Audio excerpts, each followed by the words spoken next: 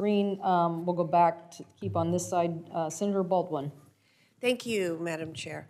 Mr. Whitaker, thank you so much for your willingness to return to public service at this critical moment for the FAA.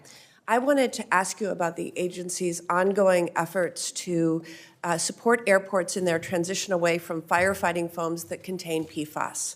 I will say that the issue facing so many of my communities in Wisconsin, where public wells or municipal wells near airports have led to PFAS contamination in the drinking water systems, has cost them millions of dollars in both short-term and long-term remediation efforts. In early May, I sent a bipartisan letter with several of my colleagues on the committee to the FAA asking that the agency complete its transition plan by early May.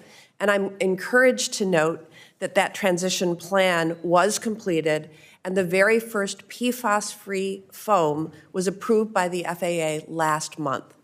However, many airports throughout Wisconsin continue to have questions about transition and are anxious for additional guidance and clarity from the agency. We've fielded a number of questions and forwarded them to the agency. So will you commit to ensuring that this transition is a top priority for the agency and the FAA is responsive to airports that have any questions and need guidance? Yes, Senator, I will. This is a new issue for me. I've come to learn about it in recent weeks, but I understand the FAA is working closely with DOD to have an appropriate transition, and we will make sure that that continues. I appreciate that. Another topic. Earlier this year, I worked with my colleague, Senator Sullivan, to introduce bipartisan legislation called the Flight Education Access Act.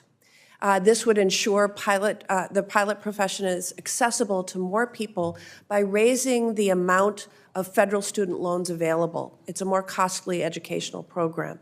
This was one of the top recommendations of the Women in Aviation Advisory Board's final report, and I'm encouraged by the strong support we've received for the legislation, including from a wide-ranging groups of airlines and pilot unions. Given your leadership in aviation, including at the FAA and at a major airline, do you believe that additional financial tools like student loans may help more people enter the aviation workforce? I do, and I think that as many initiatives as we can muster to make it easier for enter this profession. It's very expensive to become a pilot. It's an investment akin to becoming a lawyer or a doctor financially. So I think if we want more pilots, we need to make that pathway more affordable. Thank you. One final question. I've been working closely with Aviation Subcommittee Chair Duckworth for years on access to air travel for individuals with disabilities. In the last FAA reauthorization bill, we made progress on the issue, and we are hopeful that the reauthorization bill we are working on now will continue to make meaningful change in this arena. Mr. Whitaker, I'm interested in your thoughts about how FAA can continue to break down barriers for individuals with disabilities, and if confirmed, will you commit to making this a top priority? I will make it a top priority. I think by all means there's every reason to make sure we move as aggressively as possible in that space. Okay, thank you. Thank you. Senator Lujan.